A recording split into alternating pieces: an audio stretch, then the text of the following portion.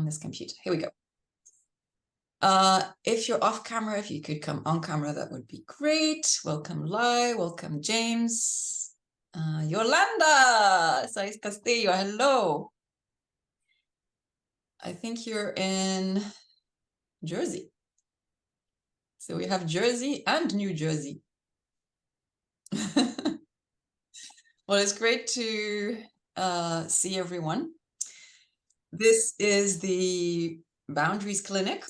Prioritize your needs without sacrificing your mission.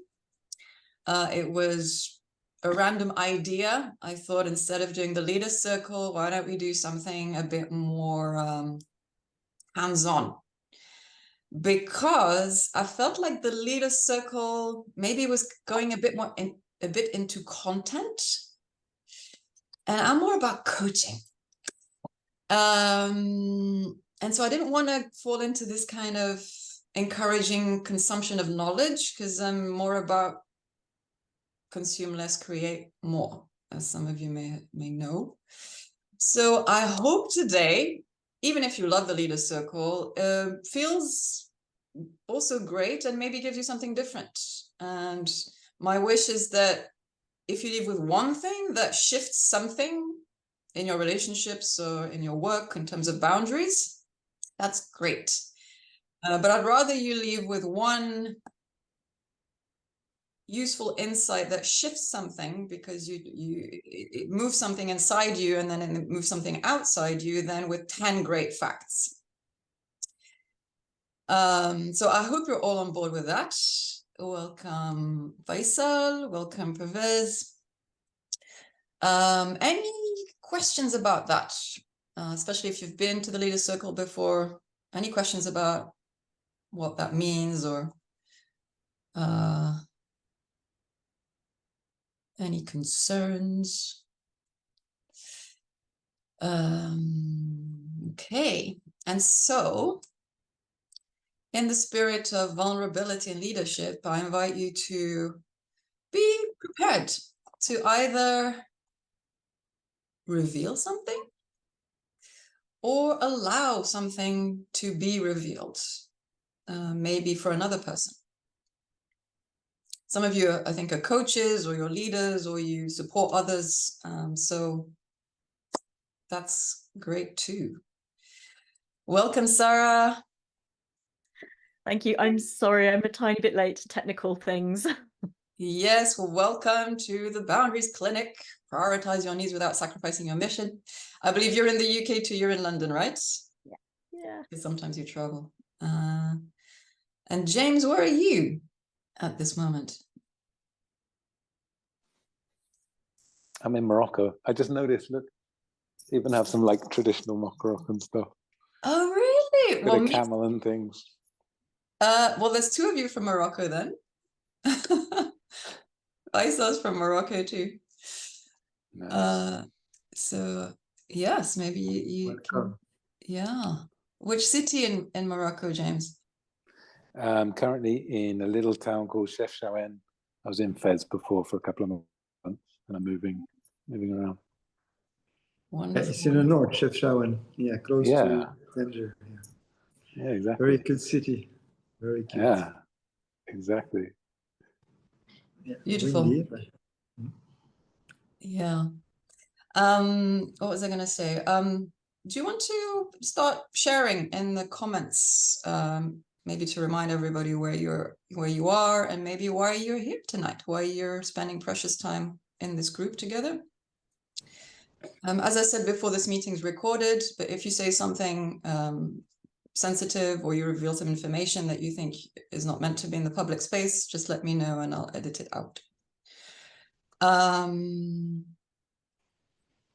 So if you want to share just quickly which country you're in and why you're here. What we'll do is we'll start with a little bit of scene setting, a bit of grounding. Then I'll invite you into small groups, maybe of 3, to start sharing a little bit about what's going on with boundaries for you. have a little bit of a conversation. Then I'll share some ideas. Yes, I prepared some PowerPoint slides. I don't know whether to be sorry or excited, but hopefully there'll be some interesting ideas there. And then we'll just open it up, and whoever wants to come and share and maybe be coached or received or seen, we'll do that for the rest of the time together. Is that what everybody's expecting, more or less? No surprises? Nobody remembered they were supposed to be somewhere else?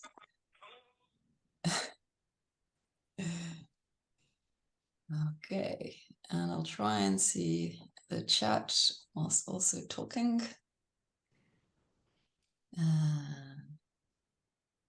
Okay, thank you, Ula. Wonderful. So we've got boundaries and assertiveness. What's the right thing to do in personal life? Boundaries around emotions around us.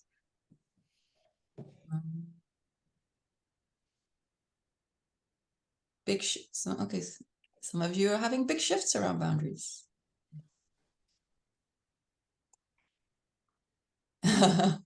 And habitual ways that we speak about boundaries are bro-ish. Okay, maybe you can say more and add a little sub-comment on that. Angela, trying to find your feet and learn to prioritize yourself and be more compassionate to yourself rather than sacrifice yourself. Oh yes, we're all about compassion here. Setting boundaries and sticking to them. Yes, sometimes we set them and it's great once and then we just go back to the old pattern. Absolutely. How to redefine how to establish boundaries. Okay, yeah. Not using bro language.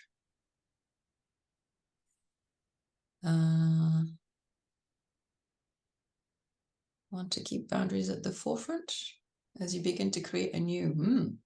It sounds exciting. And Sarah, need to assert them quite strongly. Yeah, in a very polarizing environment. So absolutely, public space is becoming increasingly polarized. And social media, unfortunately, has a perverse incentive because people engage more when the post is more polarizing. And this is a reality we have to deal with, and perhaps stronger boundaries is the answer. But let's see. For those of you who don't know me, I think maybe one of two of you don't know me, I'm Amina Aitsi-Selmi. I used to be a doctor and now I'm a transformational coach, and I specialize in careers and leadership. And I work with high achievers. And when I say that, I don't mean people with conventional success. I mean people who've overcome intergenerational trauma or boundaries. So maybe 1 generation, 2 generations ago, their situation was completely different. And somehow they've created a life, a situation, work, relationships that on the outside look like conventional success. And there's more than just the conventional success. And then we often work on what that is, because at least for me, there came a time when the conventional success just didn't fit that well anymore. And then I had to go on a journey of discovering what that meant. And it led to quite radical shifts. One of the things I realized is that I had great boundaries in work, which means what? It means I knew what I needed to do great work. I knew what my yeses and my nos were. I knew how to get things done. I knew where to hang out, where not to hang out. I knew how much space I needed and things like that. But I didn't know what I needed in relationships very, very much. I didn't know you know, how to be and set principles, or show what I needed, what I was feeling, and be with people, or know which people could help me with that or not. And that's something I had to learn. And then on top of that is like, well, how do you know which one's important? Which one to focus on more? Which created a whole other thing. So that's the journey I've been on a little bit with boundaries, and I tend to work with people who are going on those deep explorations.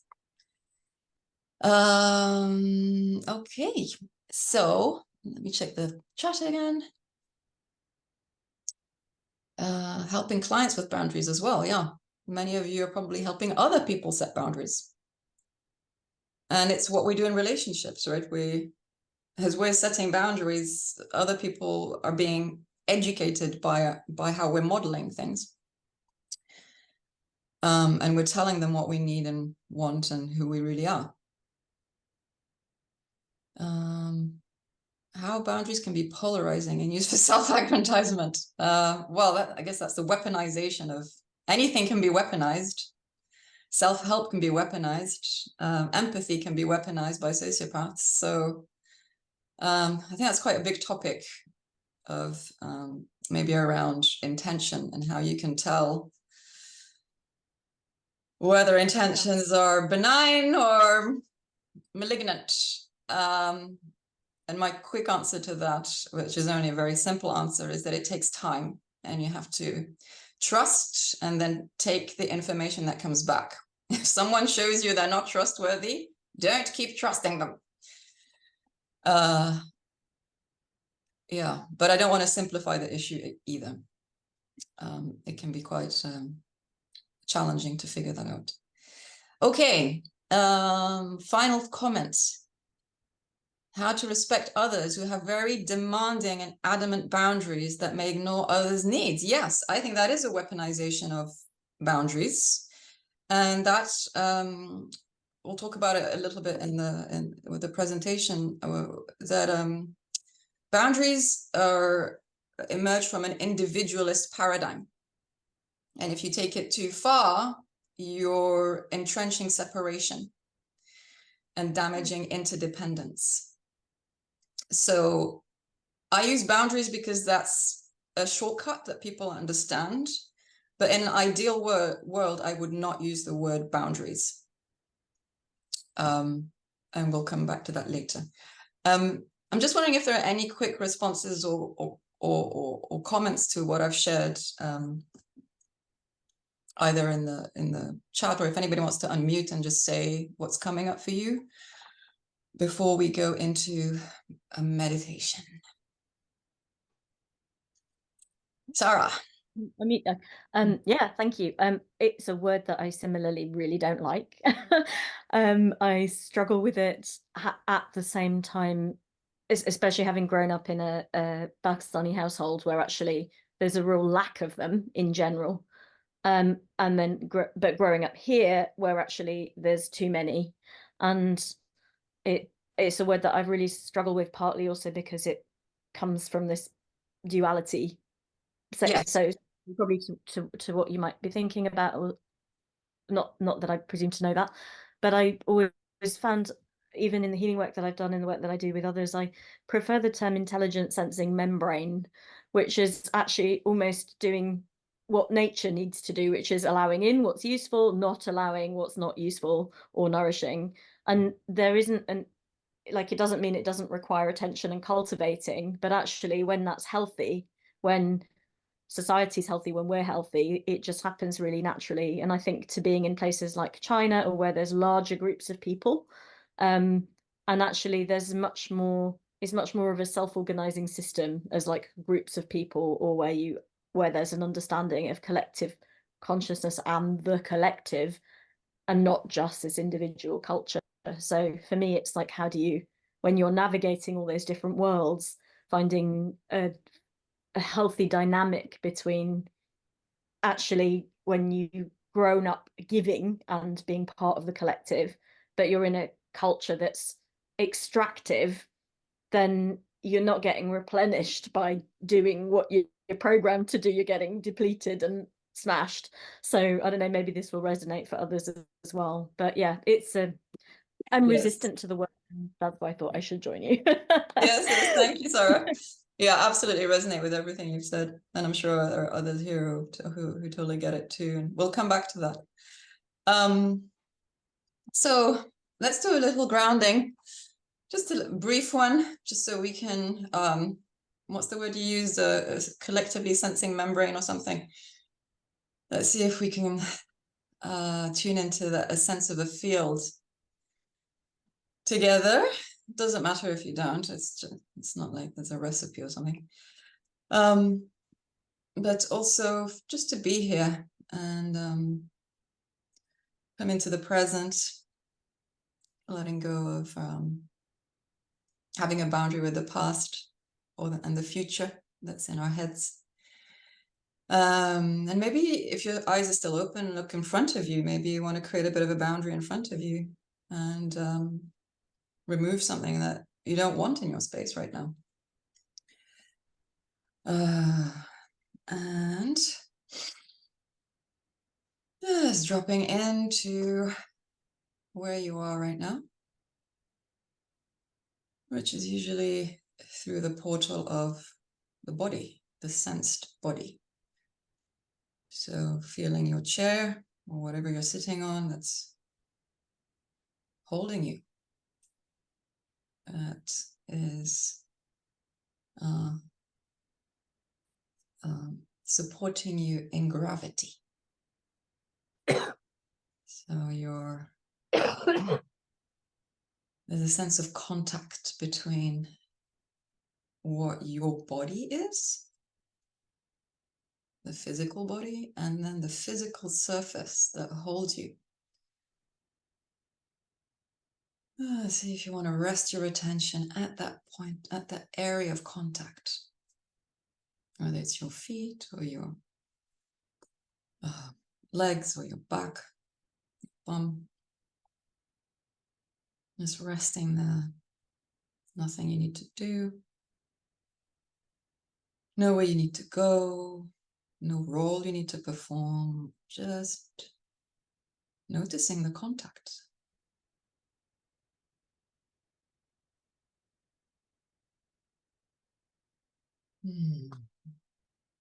What happens? Does a pleasant sensation arise? Does the mind get active again?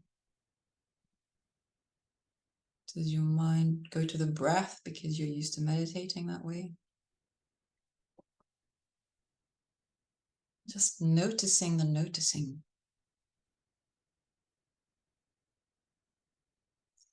And most importantly, if you notice anything pleasurable,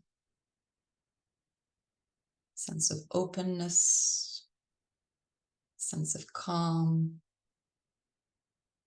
sense of flow, really open up to it and relax. You're safe here.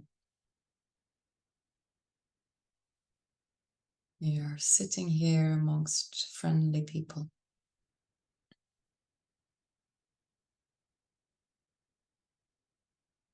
Really enjoy it totally and completely, just for a few moments. Let your being soak it up.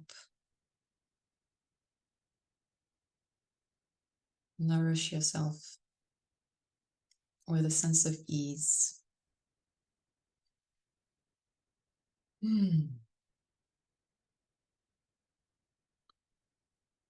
if and when you're ready, see if you want to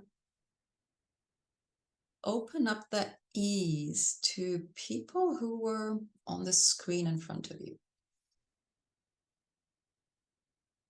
You don't have to send it or give it, just opening it. You can do it with eyes open or closed, it's up to you. If your eyes are open, take in some of the faces, just let your eyes wander and see these beings We're all curious about boundaries and relationships and being together in the world. Peacefully, harmoniously.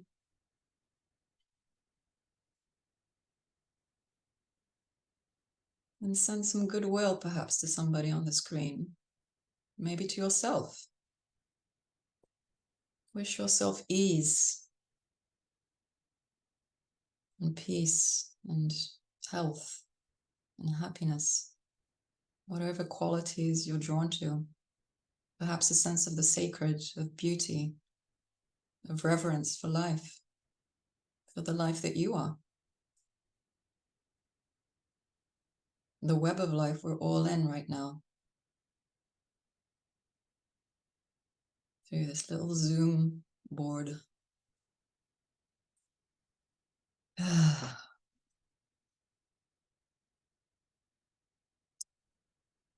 So I see some smiles. I see some closed eyes. I'm reluctant to interrupt. And I invite you to come back into the material world. Maybe touch something. Touch yourself. Enjoy a beingness that's in the material world, but keeps a little bit of the other world, the immaterial. And what I'd like to do is just maybe quickly think, just for a few moments, of something you're really proud of this year. Just to give yourself a little extra nourishment. Something, you don't have to share it. You can share it if you want in the comments. But take a moment to celebrate or to remember something you're really proud of. I'm proud that I went to visit my cousin, who I haven't seen for years, even though I didn't want to travel and I was worried about boundaries and being overwhelmed with the family environment. Being again in an old environment that I'd been away from for a long time. Being on transport, travel. I'm proud that I went and that I trusted that it was okay, that I could do it. And maybe you're proud of something. Many things, I'm sure. So take that in before we start some boundaries work.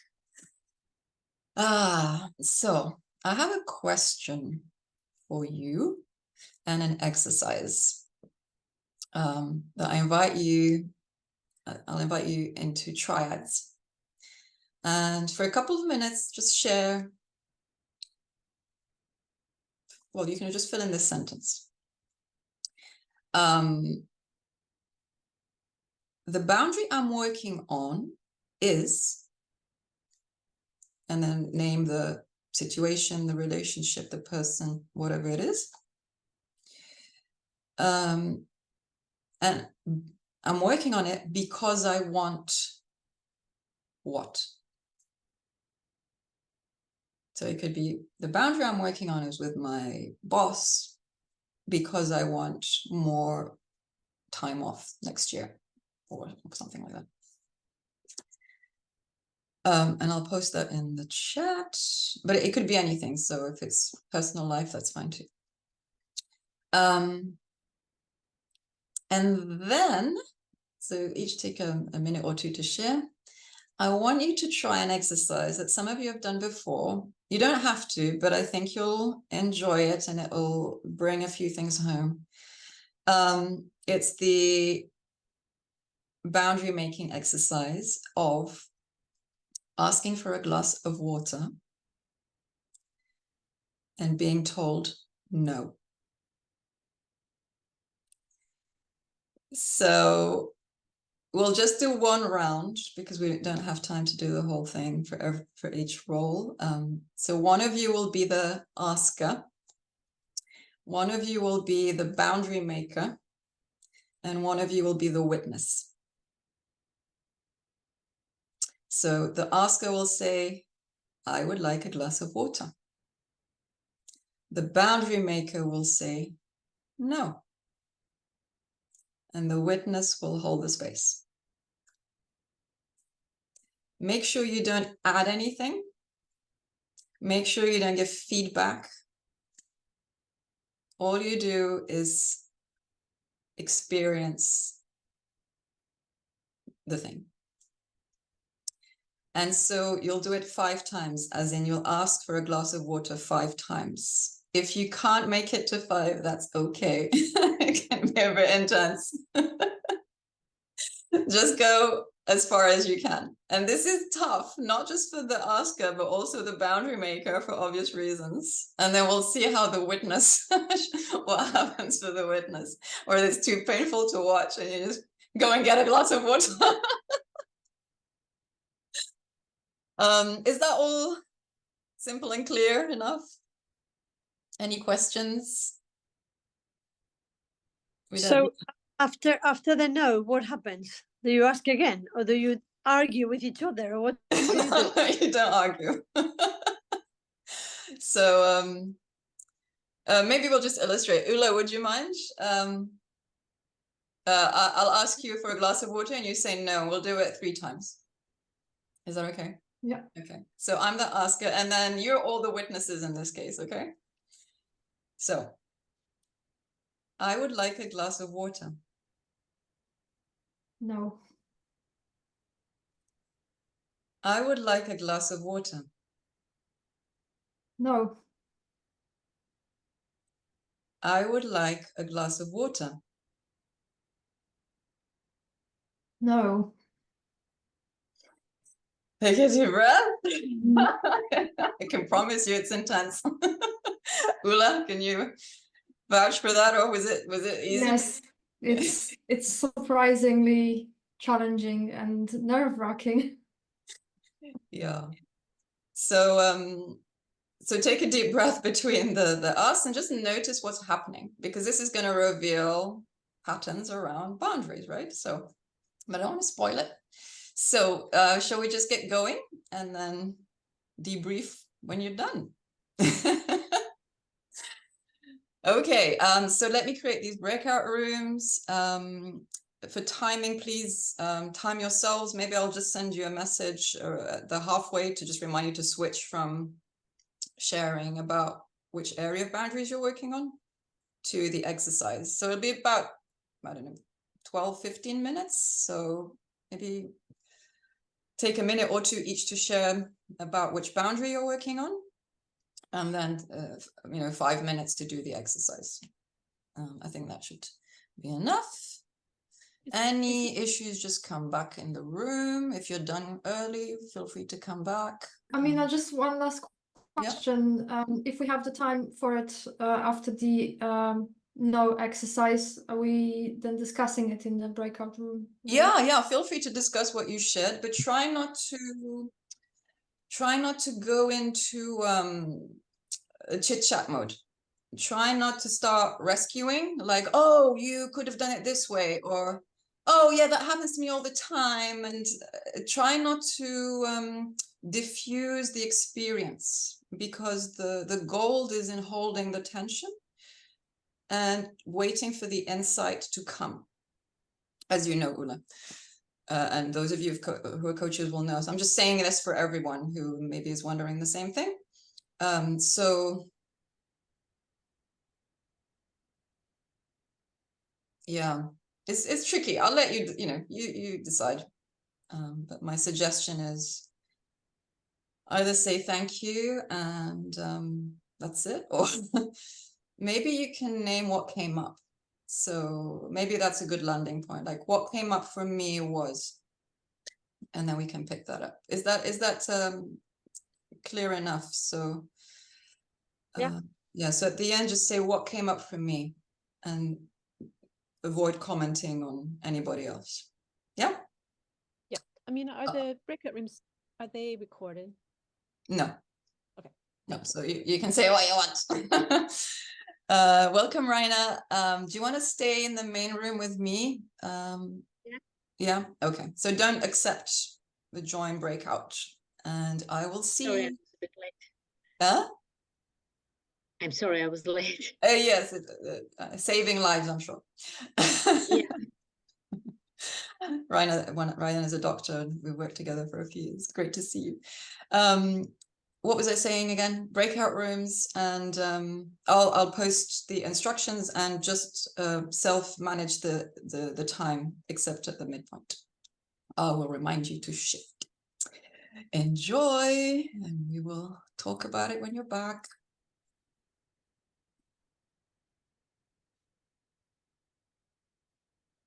Open all rooms, sorry. You should get the join now. And remember to breathe. Yes, welcome back, everyone. How was it? What came up for you?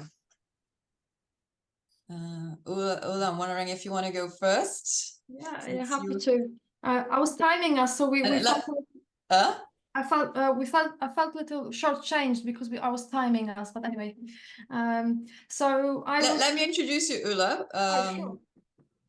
Ula is a transformative freedom and prosperity coach. So she knows a thing or two about boundaries. And we have been working together. And I appreciate Ula for her kindness, for her intuitiveness as a coach, and for her deep care. Yeah. And maybe another thing on the external success side is you should know that she's worked with some of the wealthiest people in the country. And she's helped them to make better decisions with their money. So she understands, one, some of the dilemmas of having a lot of money. She understands the ethics of money, but she also understands what true prosperity really means and what true freedom really means. I hope that I didn't put you on the spotlight there. Thank you. And each of you will get one of these from me at some point. So be prepared. Thanks. With your permission, of course. Ula, go ahead. What came up for you? Yeah, so I was the observer, and we didn't get a chance to hear from Yolanda about how it felt for her. But I'll share from my perspective. Yeah. For me, it felt very uncomfortable to be watching it. I felt my heart pounding. From one side, there was a person asking for something, and on the other side, Peter had to say no. And I hope you don't mind me saying it. Yes, she's shaking her head. I hope you don't mind me saying it, Peter, but feel free to jump in. It was very uncomfortable for both of you. Just to keep the language clean, you felt discomfort. I felt discomfort, Yeah. yes. Or it looked like it was uncomfortable. Seemed like it was uncomfortable, and Peter did mention it. But yeah, it was very palpable. Okay. It was... So I guess you're relieved to be done with it. So yeah, everybody, if you're still carrying some tension, notice it gently, because it really holds insight, the life that is moving there. We're tuning into our human experience. Peter, I'm curious whether you want to share something about why you were shaking. You know, I felt uncomfortable, and I sort of had an unusual response of smiling, like a nervous smile. The more we went on, and the more that happened, the more disrespectful I was feeling. Interesting. To Yolanda, when that is not how I felt. I just wanted to say, of course you can have some water. You know, this is absurd. Of course, I want to give you water. You know, even though you're on a Zoom screen. Isn't it funny? Yeah. So, oh, Well done. No. How many times did you manage? 4. 4. Well done. It got worse. Yeah, well done for noticing the smile, the nervous laughter, the wanting to just give in, feeling that somehow you're being disrespectful. So this is all happening all the time because we're constantly caught in this field of input and demand. If we don't acknowledge that we have integrity that can't take everything on, then we become overwhelmed. But then the moment there's a life instinct that says, no, it's a no. Then all the stories come in of, well, that's really rude.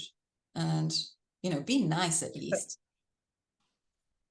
Make a joke about it. Maybe I'll make it better. Well, I do that. I don't know about you all, but I definitely do all those things you mentioned. Anything else? Anyone else want to share? Who are the askers?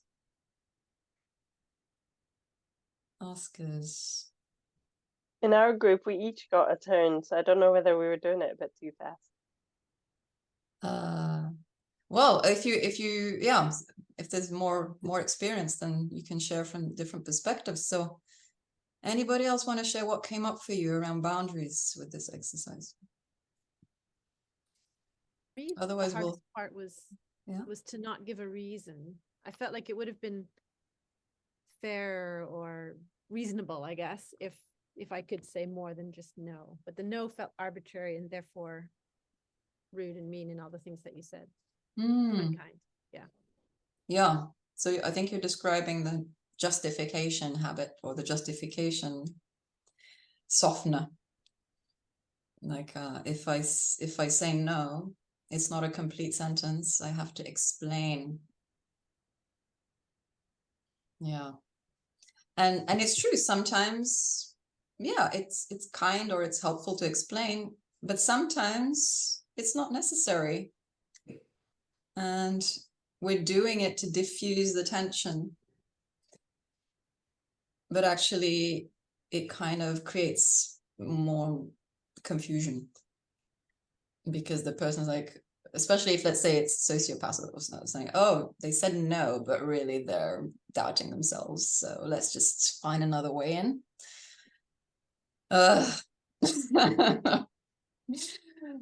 No need for justification. No complete sentence. And I encourage you to practice that, even if sometimes, you think,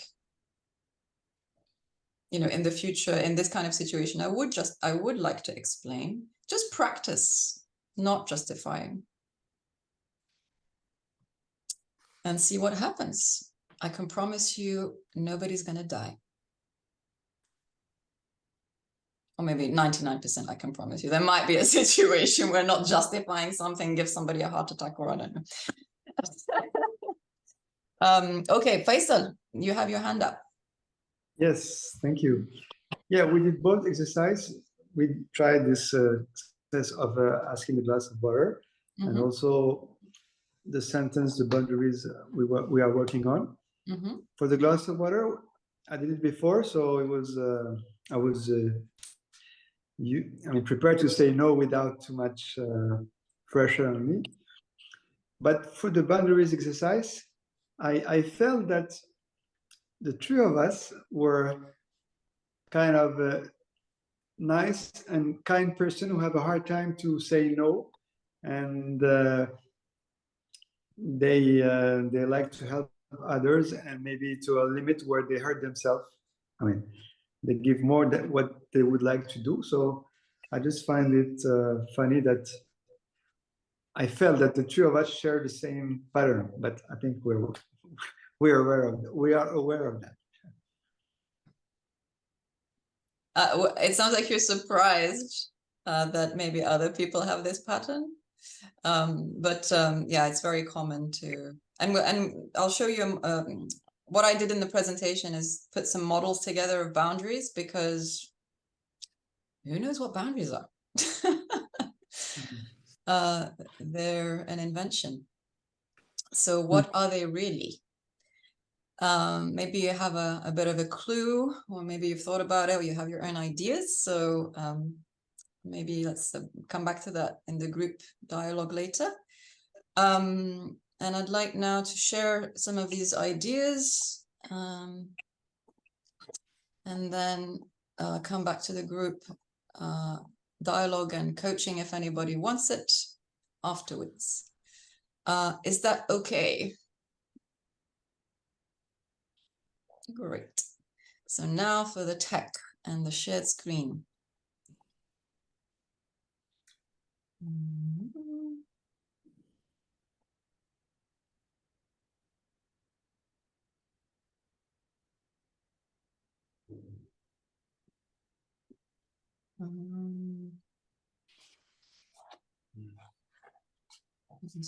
Here we go. Okay.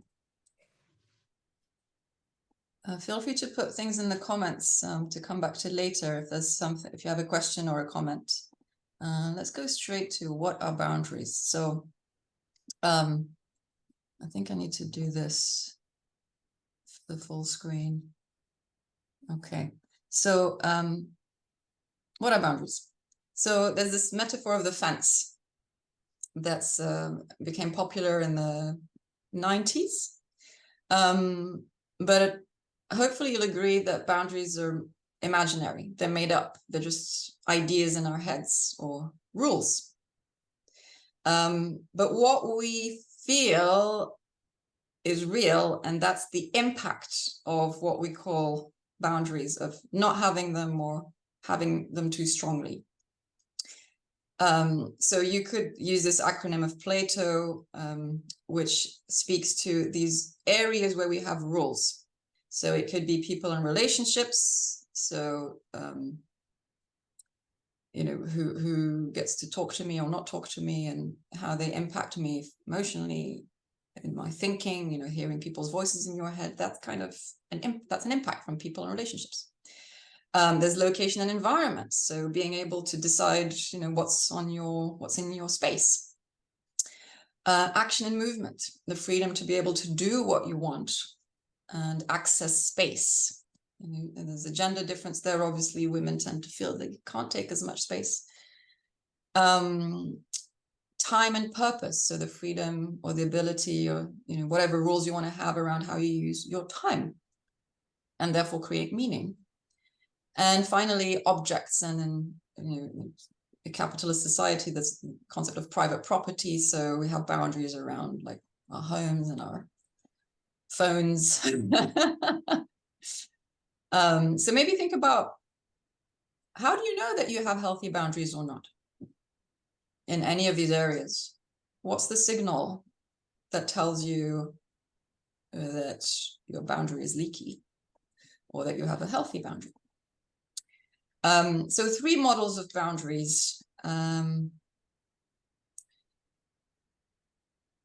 they apply to the sense of self, the sense of relationship, and rather our relationship with ourselves, our relationship with others, and our relationship with the world. So the boundary thing we've been talking about is this, like, a sense of a line around us that's created by these rules. And we can have a sense of distance, like, I'll let my partner or my friend hug me or touch me, but not my boss or not that stranger over there. When we think of boundaries this way, we end up doing what's called othering. So there's like what's in my boundary and what's outside my boundary. So on a personal level, it's like, I'm over here and you're over there. On a societal level or a group level, it's like, we're the in-group and you're the out-group. And obviously that has all sorts of ramifications. And as we talked about earlier, different cultures have different rules around these boundaries and a different sense of how important the individual is compared to the collective. So in Japan, for example, the moment at which a person dies isn't conceived of in the same way as in Europe, because it's understood that the individual belongs to the collective. So the collective decides when they've sort of let go of that individual after they've died. Whereas here it's like, you die, you're gone, right? So there's a cultural component to this sense of a line around me and who's in and who's out. This is another model that you maybe have come across, that's used in work-life balance and sort of organizational psychology and things. And there's this idea that you can have a very segmented approach, where it's like my personal life's over here and my work life's over there, and there's a very clear boundary, they're separate things, I don't mix. Or you do mix, you know, now a classic example or a common example is working from home. It's like, it's all in the same space. So then you have to think, but where are the boundaries? What does a boundary even mean? In this model, a boundary has permeability and flexibility. Permeability is how much intrusion there is. So like if you're working, do your kids call you? Or if you're at home, does your boss call you? Or do you check emails? And so there's a permeability there. Flexibility is similar, but you have control. So how you're deciding whether it's okay for your kids to call you or whether it's okay for your boss to call you. And there's a study, I put some references there for those of you who are scholarly, that showed that it wasn't the permeability that affected the boundary so much, it was the willingness to adapt. So it seems that it's important for an individual, or for us, to have some sense of control over what intrudes and what doesn't. But a willingness to play around created a more satisfactory experience of this boundary thing and work-life balance. And obviously now with remote work, organizations really have to support people to understand when is work and when isn't, and how to use the tech, all this tech that's exponentially growing, and sort of we need to decide collectively like how we use it so that we're not always on.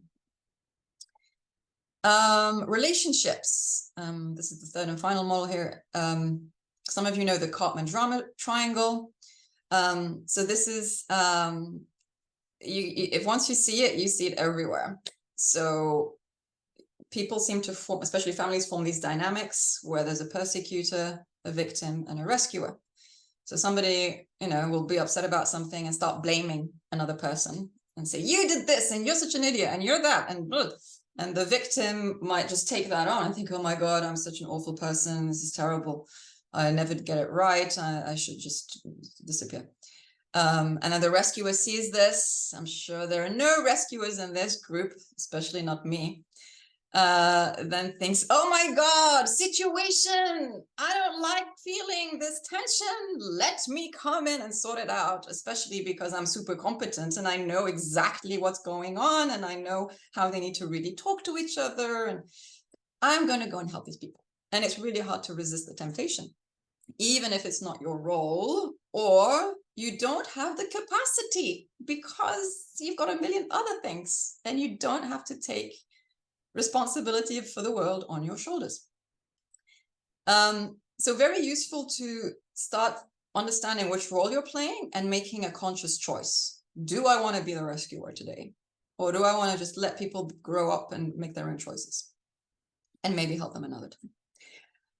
Davo, if you're in a situation where you've ever been confused, like, wait a minute, like, I'm the one who has a situation, who has a grievance, but somehow I'm the one who's taking on the responsibility. Like the person starts blaming you and telling you how you're the problem. So there's a lady, a professor somewhere, who came up with this model, and she isolated it this way, and she said, well, what's happening is the sociopath, or whoever, the person who's not willing to take on any responsibility, is denying your needs. Let's say you come and you say, you were late, and that's had an impact on my program. And the person says, well, you're always late. And I wasn't late, like it's only 5 minutes. What's your problem? That's denial and anger and reversal of victim and offender role, DARVO. Yeah, so if you're confused about something like that, try it out. It can be liberating, if a little bit sad, to see what's going on. But better being sad with the truth than being happy in the lie, I would say. So coming back to this idea of boundaries being rooted in an individualist paradigm, yes, I think it does damage our interdependence, our sense of a collective and a sense of interdependent needs if we think purely in this model. And I shared the Guardian article, I think it's also somewhere in the slides, I'll send these to you afterwards, where she really breaks it down into like, this is a sort of neoliberal concept that's rooted in the idea of private property, and how instead of dealing with a toxic system that's extractive, instead we're just like telling people to have better boundaries and just to be more assertive and more confident and just say no when there's enormous, massive extractive pressure on people. And there's so much pressure that we don't even take time to tune in to what's actually going on. Because I would say that boundaries are about needs. It's about acknowledging and being with feelings and needs, and then doing the work to see how we help each other meet at least some of our needs together. But that takes time, and it takes somatic body emotional awareness. And as you know, a lot of us in society, we're cut off from, and then the mind-body connection is disrupted. So we're not even aware of feelings and needs. So it's just like, well, you're touching my property, get out. That's my boundary. Or like Jonah Hill, and I think it's in the Guardian article, he told his girlfriend, I don't want you hanging out with guys. That's my boundary. Okay. No deeper analysis of what he was going through. So instead of boundary as a fence, why not think of boundary, or think of the concept of trees and interdependence and the web of life? So interdependent boundaries, feelings and needs. Those of you who are familiar with nonviolent communication will know a little bit about it. So here's like the demand from somebody. Here's the classic sort of boundary thing of a rule, like, no, I'm not coming to your meeting. But actually what's happening is that when I hear your request, I have feelings, and that affects my sense of needs, like my relationship to time, space, my sense of connection, my sense of respect, autonomy. And then I have something that arises in response. And of course, most of us have had that response suppressed. But not to get too complicated right now, there's a question here about, well, do I just follow my feelings and needs? And in the nonviolent community, you can see this, like people just talking about feelings and needs, and it's like, is that, you know, what's the point of all of this? Feelings and needs, feelings and needs. I would say we need to add a sense of purpose. Like, what is the purpose of our relationship? What bigger purpose are we involved in together? What's the sense of purpose of this particular moment that we're meeting each other? And that helps us to start relating to our needs in a deeper way, I would say, that comes from a sense of something deeper, something that's more soulful, that's more intuitive, rather than just a mechanical sort of feelings and needs. Or yeah, so in relationships, we always have this tension between wanting to connect and wanting to belong, but also needing independence and needing to feel autonomous and have freedom. And I think a sense of purpose helps to decide what's appropriate at any particular moment, any particular point of contact. Young Pueblo is a lovely writer who's got many books that really go beautifully into this experience of connection. And in terms of boundaries, for example, here he says, you know, it's really about getting ourselves and getting other people, getting their world, getting our world, and then trying to relate from this depth. Maybe we don't have time for this.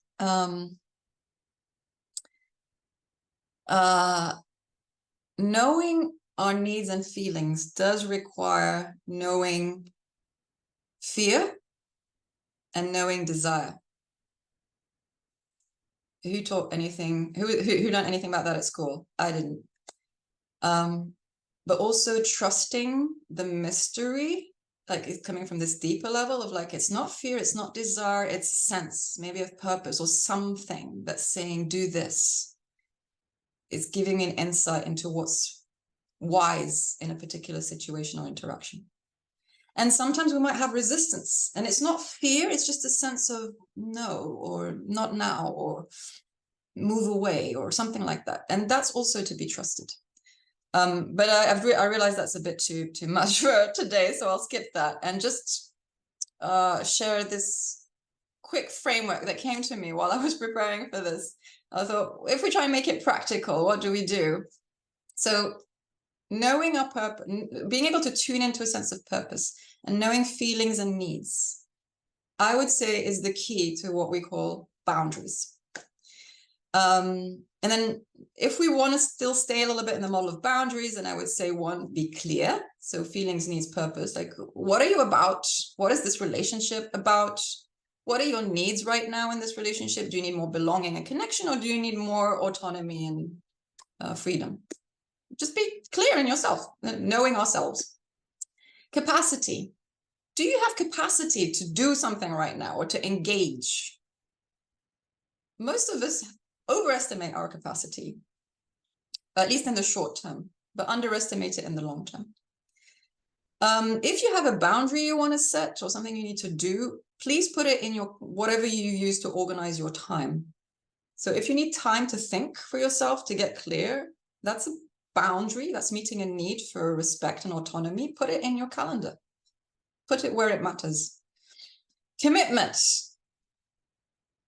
Make whatever it is that you want to do public. When I say something I want to do publicly, I'm more likely to do it. Community to support us. We're not supposed to do all of this alone. It's hard to do all of this alone, especially if it goes against the system.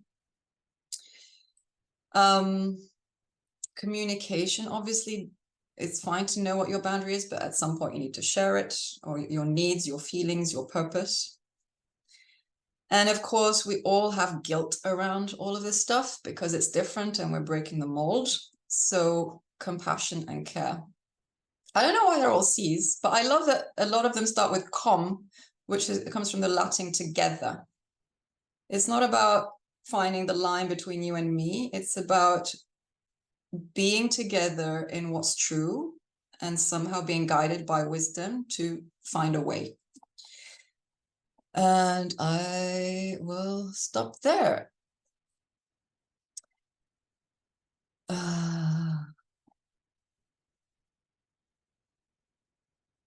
Hello.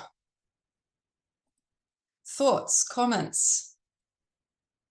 Yeah, that was very helpful, and I agree that you're not necessarily taught much of that at school. I mean, there's a little bit maybe in PHE and other things, but it's not really expanded on, and it's very useful, you know, having an understanding into those areas. I can't hear you very well, though. Could you maybe? Yeah. Oh, that's better. Yeah.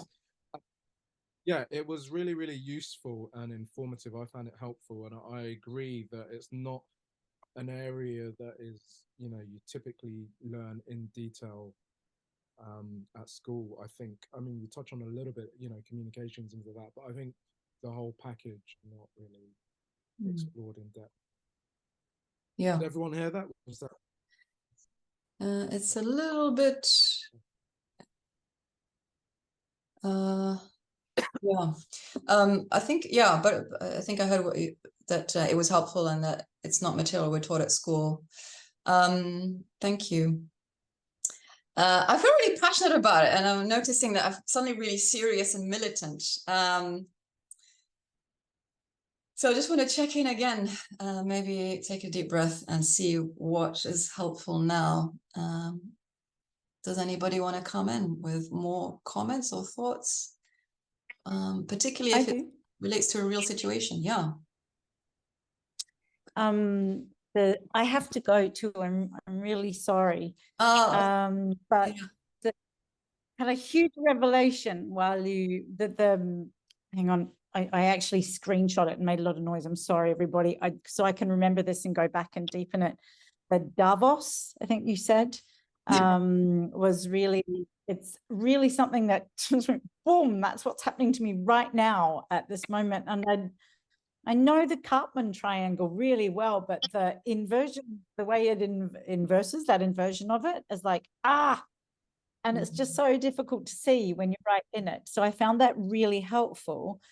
And where that links also is like, I want to hold this with care as well. And I find that the independent fence thing is just like, right, I push you out. And I don't want to do that. I want to not be in that triangle at all. So I'm really, the interdependent part with the trees I found really useful as well. I mean, I thank you. Like to, what are my sensations? I mean, able to say, what am I standing for? Who am I standing for? What am I standing for? And what's needed in this particular moment with respect to that, not like a blanket forever. And that's the way it's going to be. So it can have rigor, but without rigidity. Yeah, rigor without rigidity. Beautiful distinction.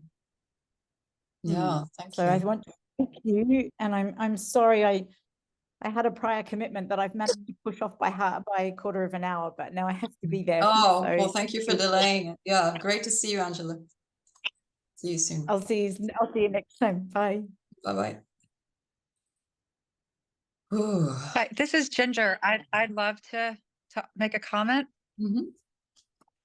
Hello.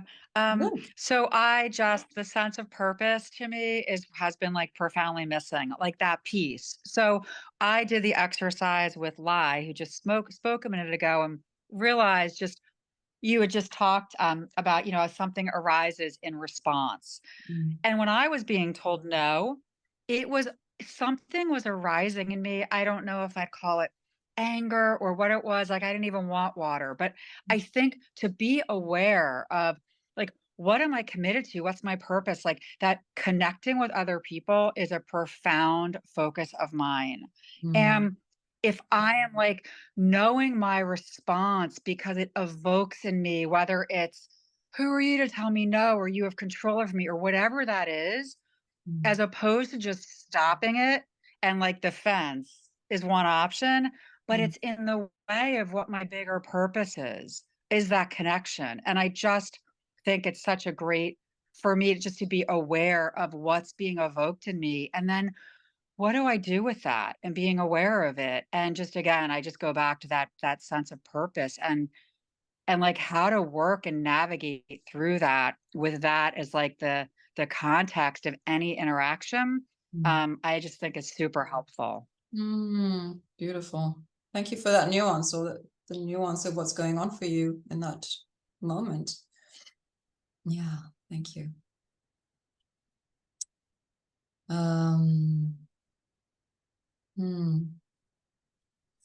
Ula.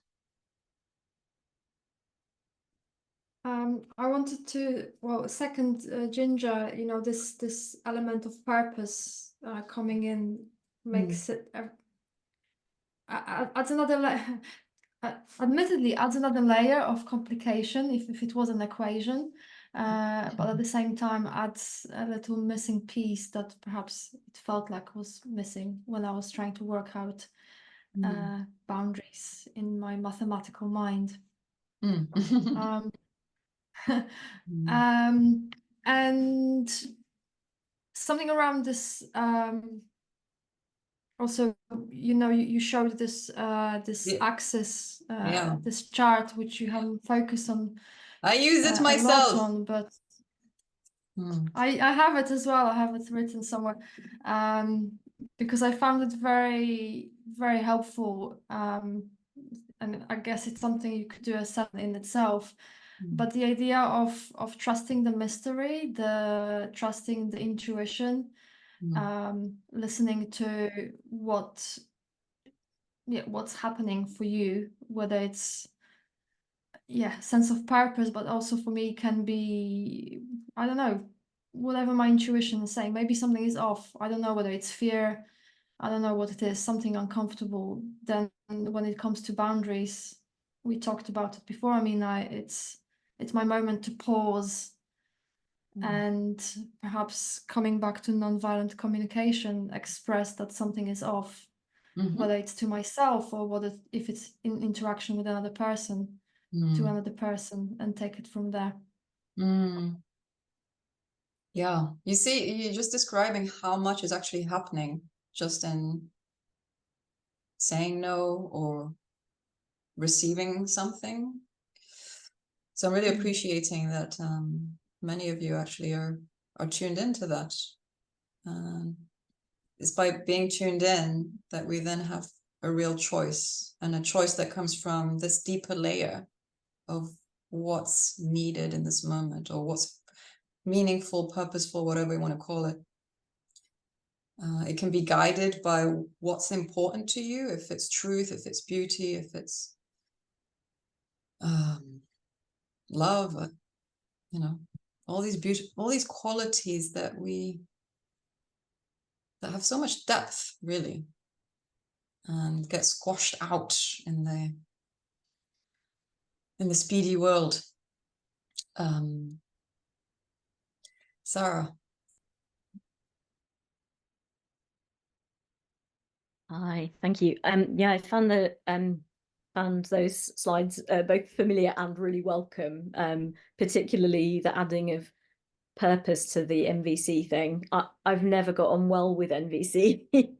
Interestingly, not that it doesn't have some benefit, but I think quite often it's used in such an individualistic way that that I've found that sometimes the people who assert it so strongly, my encounter with them sometimes has been quite violent, ironically, or their encounter with me, and so for me, I love the nature analogies I'm used to as well, and as you all know, I use them a lot myself.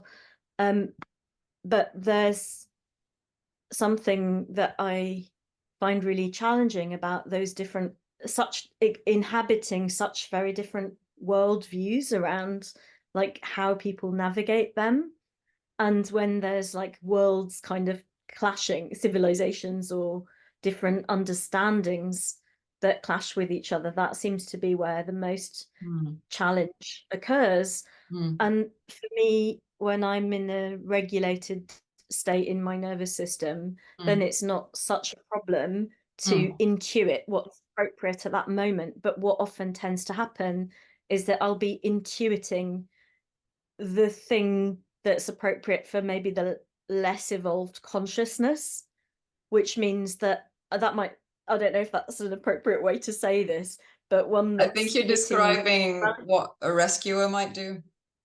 Well, it's a funny thing. Yes, absolutely. Maybe it's that. But then in that moment, obviously, like not honoring my own. Yeah. However, I've been practicing not doing that. And so much conflict comes because actually I'm getting like people literally, and I've experienced this before, but actually people are erupting with my nose. They are literally erupting. They don't want to look at it. They don't want to deal with it. And I'm aware that this is a shadow in the collective or whatever you want to call it.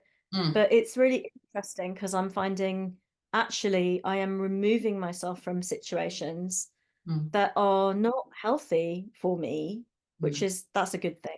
Yeah. And at the same time, I'm aware that maybe like it's leaving something that's maybe feels very unresolved, or that maybe there isn't going to be a resolution. Yeah, that's the goal right there. Means. Yeah. Because what we're trying to do, what we're Yeah. trying to do is resolve. Yeah. And taking responsibility for that resolution. Yeah. When it's not, unfortunately, it's not on you.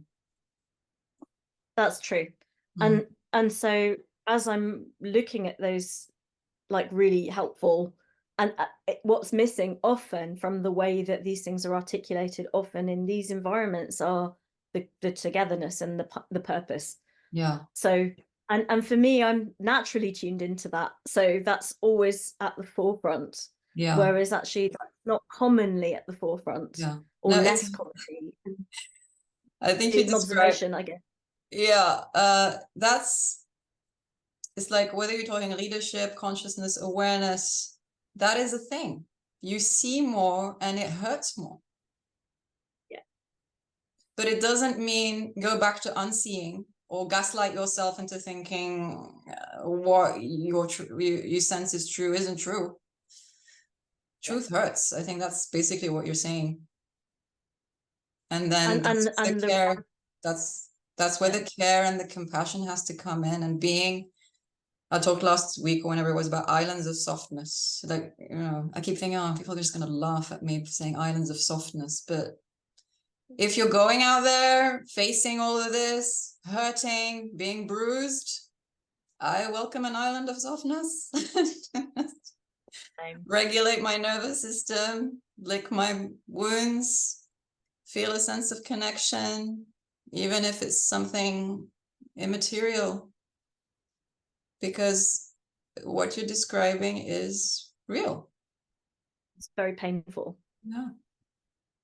All right, but I don't want to finish. I don't want to bring you all down with my negative interpretation. Rather than, no, it's all going to be fine. All you need is these 3 steps, and you will resolve and have happy relationships for the rest of your life. I mean, you can have happy relationships just by not being in them.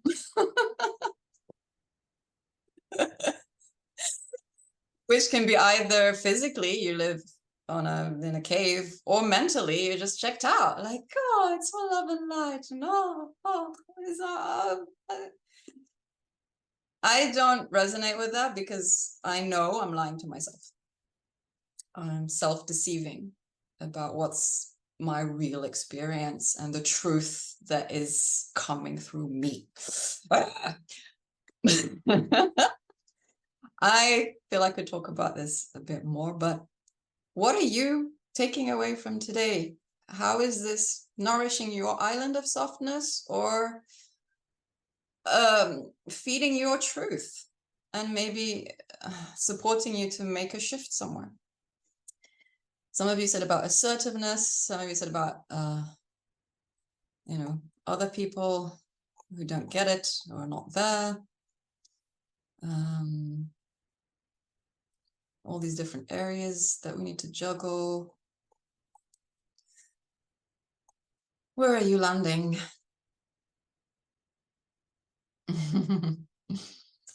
We love real. Life is real, and it's what we sense through our feelings and needs and our particular perception.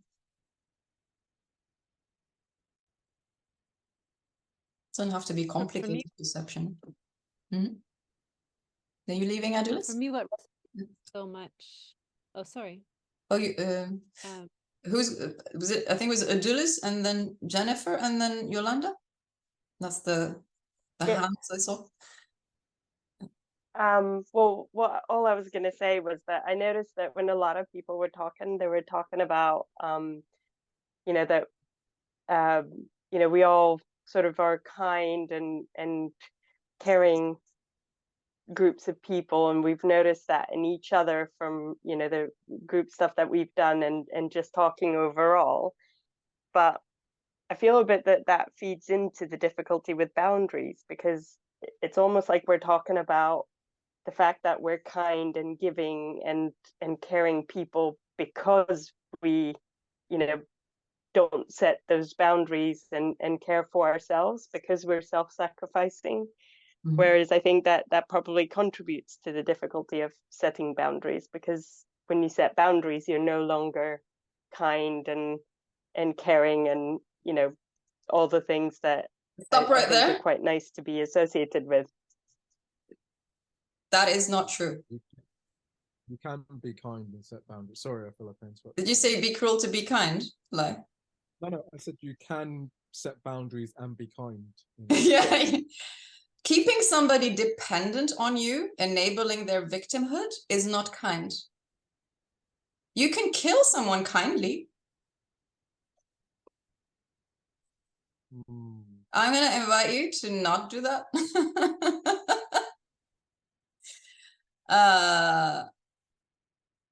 MLK quote, Martin Luther King, that I mention probably every time. Power without love is reckless and abusive. And love without power is sentimental and anemic. Power at its best is love, implementing the demands of justice or needs.